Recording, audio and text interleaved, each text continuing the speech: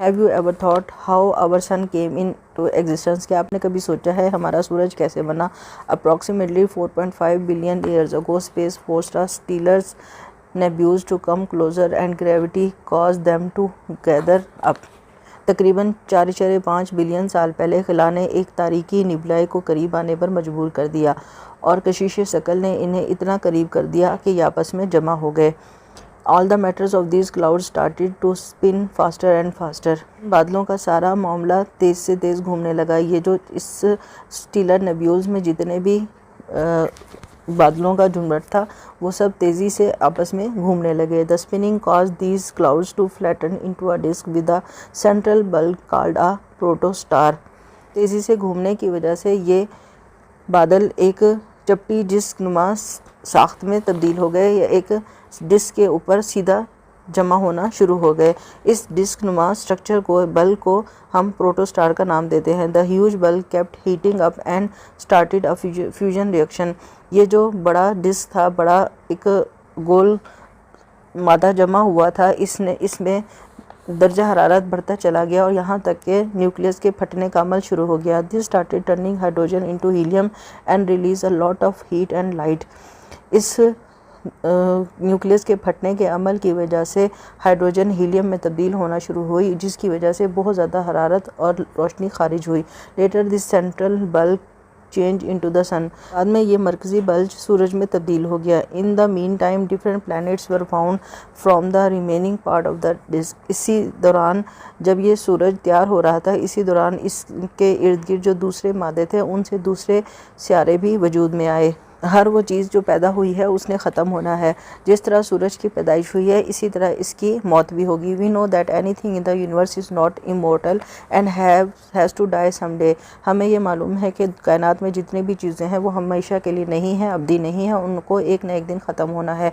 The same applies to our sun. यही चीज़ हमारे सूरज पर भी लागू होती है। The estimated age of the sun is about 4.5 billion years old. हमारा सूरज तकरीबन 4.5 बिलियन साल पुराना है। It has used up about half of its nuclear fuel hydrogen. इसने अपने जो न्यूक्लियस में मौजूद ईंधन है हाइड्रोजन, उसमें से तकरीबन आधा इस्तेमाल कर लिया है। It is thought that the remaining fuel can last for another 5 billion years। ये सोचा जाता है या ये ख्याल किया गया है कि ये जो ईंधन बचा है ये अगले 5 बिलियन साल तक चलेगा। Then the sun will begin to die। और उसके बाद सूरज की मौत होना शुरू हो जाएगी, यानी सूरज की रोशनी ख़त्म हो जाएगी। When all hydrogen fuels of the sun will run out, it will start to expand। जब सूरज का तमाम हाइड्रोजन ईंधन ख़त्म हो जाएगा तो ये फैलना शुरू हो जाएगा। Actually the outer layer will expand, cool and become less bright। असल में जो सबसे बाहर वाली तह है वो फैलेगी, ठंडी होगी और फिर आहिस्ता आहिस्ता इसकी रोशनी मध्यम पड़ना शुरू हो जाएगी। It will be a red giant star. उसके बाद ये एक सुर्ख बड़ा सितारा बन जाएगा। As more time passes the outer layer of the sun will start to change into a cloud of gases. आखिर में जैसे जैसे वक्त गुजरेगा तो ये जो सूरज है इसकी बाहर वाली सतह ठंडी होकर गैसों के बादलों में तब्दील हो जाएगी। The outer layer will continue to expand and will become a red supergiant. जो सबसे बाहर वाली सतह है वो इतना फैलती चली जाएगी और फिर एक वक्त आएगा कि वो बड़ा सुर रंग का बड़ा पत्थर में तब्दील हो जाएगी। The core will contract, the helium atom in the core will combine to form carbon atom and will release energy. जो सूरज की सतह का दरमियानी अंदर वाला हिस्सा है वो सिकुड़ता चला जाएगा और इसमें मौजूद हीलियम इकट्ठी होगी और इकट्ठे होकर कार्बन एटम बनाएगी जो कि तवानाई खारिज करने का ज़रिया बनेंगे। As carbon atom can not be compressed further the core will attain a fixed shape. बाद में क्योंकि कार्बन एटम मज़ीद सिकुड़ नहीं सकते, इनके अंदर सिकुड़ने की सलाहियत नहीं होती, इसलिए एक वक्त आएगा कि एक ख़ास शक्ल मिल जाने के बाद सूरज में सुकड़ाव का अमल बंद हो जाएगा। The outer layer of the sun will change into clouds and the core of the sun will cool down and shrink. सूरज की बाहर वाली सतह बादलों में तब्दील हो जाएगी जबकि अंदर वाली सतह ठंडी होकर ठंडी जो हो जाएगी और सिकुड़ जाएगी। This star is now called as a white dwarf which is a stable star with no nuclear fuel. अब ये सूरज जो कि कुछ अर्सा पहले एक रोशन चमकता सितारा था, अब एक सफ़ेद बोना सितारा बन जाएगा जो कि जिसके अंदर किसी किस्म का कोई ईंधन मौजूद नहीं होगा। It radiates it's remaining heat for billion of years. ये अरबों साल तक अपनी बाकी मांदा हरारत को फैलाता रहेगा।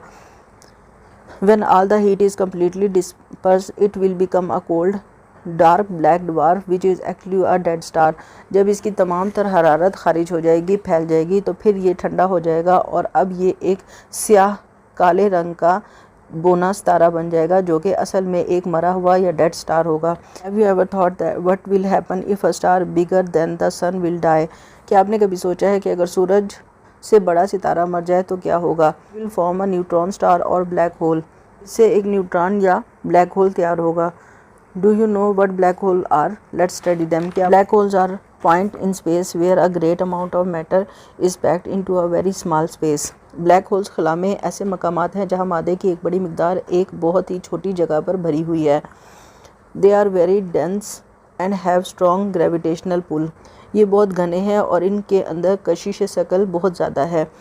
That is why they create such deep pulls that even light can not reflect back from them. यही वजह है कि ये इनके अंदर इतनी गहरी कशिश है कि रोशनी भी इनसे पीछे नहीं हट सकती या रोशनी की शुआएं भी यहाँ से वापस नहीं निकल सकती।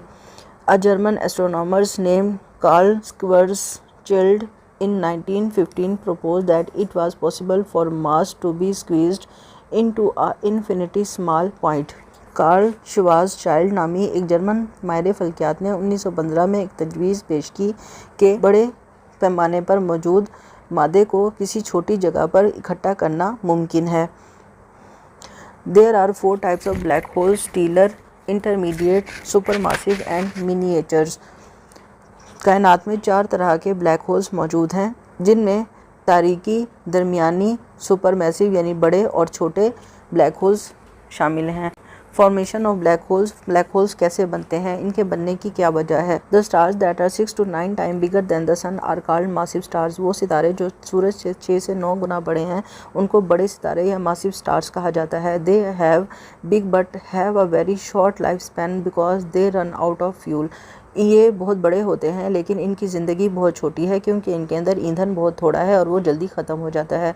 When a star is nearing it's death its core expends and become a red super giant. जैसे ही कोई सितारा मरने के करीब होता है इसकी बाहर वाली सतह फैलना शुरू हो जाती है और यह एक सुर्ख कलर का बड़ा सितारा या मादा बन जाता है। A super giant become even denser with the passage of time. ये जो सुपर जाइंट या बड़ा मादा तैयार हुआ है सुर्ख रंग का, ये आहिस्ता आहिस्ता घना होता चला जाता है और जैसे ही वह गुजरे the outer layer can not withstand the pressure from the inside and it explodes. बैरूनी तय अंदर से दबाव बर्दाश्त नहीं कर सकती और फट जाती है। This explosion is called supernova. ये जो फटने का अमल है इसको सुपरनोवा कहते हैं। The layer around the stars disperse in space and the core forms a black hole. जो बाहर वाली सतह है वो कायनात में फैल जाती है, खला में फैल जाती है, जबकि जो अंदर वाली सतह है, जो इस सितारे की दरमियानी हिस्सा है, वो ब्लैक होल में तब्दील हो जाता है। The black hole become denser with the passage of time and a very strong gravity. ये ब्लैक होल वक्त गुजरने के साथ एक और बहुत मजबूत हो जाता है और इसमें कशिश शक्ल और मजबूत होती चली जाती है। They are so compact and dense with such strong gravitational pull that even light cannot reflect back from them। इनकी कशिश शक्ल इतनी ज़्यादा होती है कि इनमें से रोशनी की शुआ भी वापस नहीं निकल सकती। Observing the object in the space। खला में किसी भी चीज़ को देखने का अमल। There is a variety of objects present in the space. खला में मुख्तलिफ़ किस्म के मादे और चीज़ें मौजूद हैं। Some of them are visible to us and others are not. इनमें से बहुत सारी चीज़ें हमें नज़र आती हैं और बहुत सारी हमें नज़र नहीं आती है। Have you ever thought why it is so? क्या आपने कभी सोचा है कि ऐसा क्यों है कि कोई चीज़ हमें नज़र आती है और कोई चीज़ हमें खला में नज़र नहीं आती? This is because our eyes see object by gathering the reflected light from the objects we want to see and use it to make the image of what we are viewing। इसकी वजह यह है कि हमारी आंखें इन मादों से या इन ऑब्जेक्ट से, इन चीज़ों से आने वाली रोशनी की शुआओं को मुनक़िस करती हैं और हमारी आंखों के अंदर अक्स बना देती हैं। That is why the objects in space that emits and reflect lights are visible to us. इसी वजह से खला में जो चीज़ें रोशनी खारिज कर रही हैं या मुनक्किस कर रही हैं, हम सिर्फ उन्हीं को देख सकते हैं। Galaxies, stars, planets and their moons are visible to us. Galaxies, कहकशाएँ, सितारे, सियारे और उनके चांद हमें नज़र आते हैं। Can you tell why dark matters and black holes are invisible to us. क्या बता सकते हैं कि तारीक मादे और ब्लैक होल्स हमें नज़र क्यों नहीं आते? क्योंकि उनमें रोशनी की शुआएँ नहीं होती। The object we observe in space are not very clear to us because they are very far from us. जो मादे खला में मौजूद हैं हम उन्हें देख तो सकते हैं लेकिन उन्हें वाज़े नहीं देख सकते। उसकी वजह यह है कि और कुछ को हम नहीं देख सकते क्योंकि वो हमसे बहुत ज़्यादा फासले पर हैं। That is why we can not observe them clearly. हम इन चीज़ों को साफ नहीं दे सकते। So astronomers use binoculars and telescopes to use a clear look at them. इसी वजह से माहिर फल्कियात दूरबीन को या खिलाबीन को इस्तेमाल करते हैं इन चीज़ों को देखने के लिए। टेलीस्कोप क्या है? खिलाबीन, telescope is a tool use to make a far away object appear very close to us. खिलाबीन बहुत दूर की अजसाम को हमारे बहुत करीब करके दिखाता है। Astronomers use telescopes to closely observe the objects in space that are invisible to an unaided eye. Astronomers या खिलाबाज खिलाबीन को इस्तेमाल करते हैं ताकि खला में मौजूद बहुत दूर के मादों को देख सकें जो कि हमें बग़ैर इस मदद के नज़र नहीं आते। How do these telescope work? ये एक टेलीस्कोप काम कैसे करती है? The basic working principle of telescope is to gather more light reflected from an object you want to see and make a bigger brighter image of the The basic working principle of telescope is to gather more light reflected from an object you want to see and make a brighter image of it.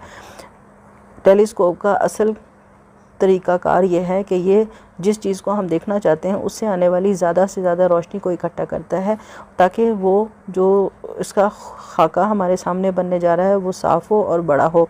खिलाबीन का बुनियादी काम करने का असूल यह है कि आप जिस चीज़ को देखना चाहते हैं इससे मुनक्किस आने वाली ज़्यादा रोशनी को ये इकट्ठा करता है और एक रोशन तस्वीर बनाता है। ऐसा करने के लिए दूरबीन में लेंस और आईने इस्तेमाल होते हैं।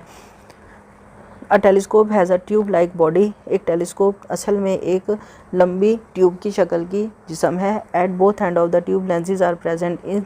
इस ट्यूब के दोनों साइडों पर ऊपर और नीचे शीशे लगे हुए हैं। द लेंसेज शीशे या अच्छे लगे हुए हैं। The lenses are of two types. ये जो अच्छे हैं ये दो तरह के हैं, objective and I piece.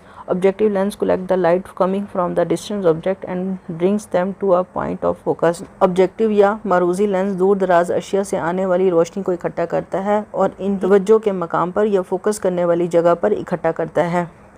The eyepiece take this light and form a magnified image of the object. जो आई पीस जहाँ से हम चीज़ों को देख रहे हैं, जो हमारी आँख के करीब का अज्जा है, वो इस आने वाली रोशनी को लेता है और इससे बड़ा वाला जिस्म की शक्ल तैयार कर देता है। We observe this image through the eyepiece. हम इस शक्ल को, ये जो बनी है, इसको इस आई पीस की मदद से देख सकते हैं।